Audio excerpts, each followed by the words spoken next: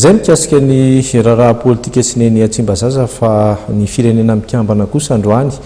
dia mbola naneo ny fanamafisany fanampinany Madagasikara indrindra moa mikasika ny tsy fahampitsakafo zany izay ho tanterahan'izy ireo na efa nanomboka hatramin'ny taona 2024 ary mbola ito zany ho amin'ny fotoana ho avy anisan'ny nanambara sy nanamafy zany moa zany nandritra ny fankalazana ny faraiky amin'ny fitopolo ny taona ny firenena mikambana izay nitanterahana tetsy amin'ny ministera ny raharaha-mbahiny tetsy Anosy androany.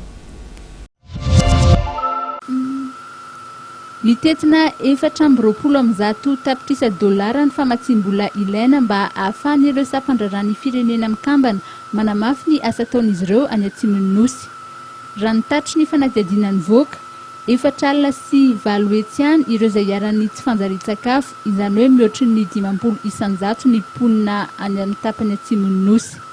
Ahina iamafy izany trangana tsy fanjarian-tsakafo izany amin'ny fiandohan'ny taona 2017 raha tsy misy ny fanampiana maha-olona hoentina aingana. Ny volana oktobra ity hatramin'ny aprily 2017 raha toka 220 tapitrisa dolara ny filan'ny fandaharana asa mikasika ny sakafo na ny PAM dia tsy ampy 780 tapitrisa eo ny eo ampelantanany.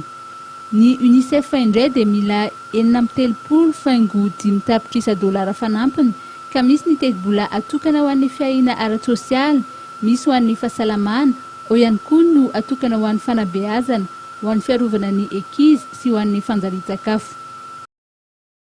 Io avao raha tamanarona avao kiriri hingalagna sambay hingika hana mivalagna mai sangatria fa rehaka mareo mivalagna mai zay ia wa havia itiagny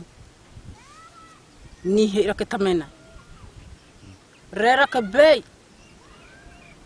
tsy managna zay fa le manao izay aby na fa raha eta mangoriky vory akitule mosara le mijaly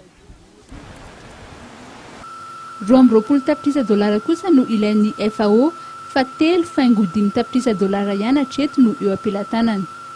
Raha ny fitarana ny mponina dia ny vondraketa no fihinan'izy ireo rehefa tsy misy hohanina.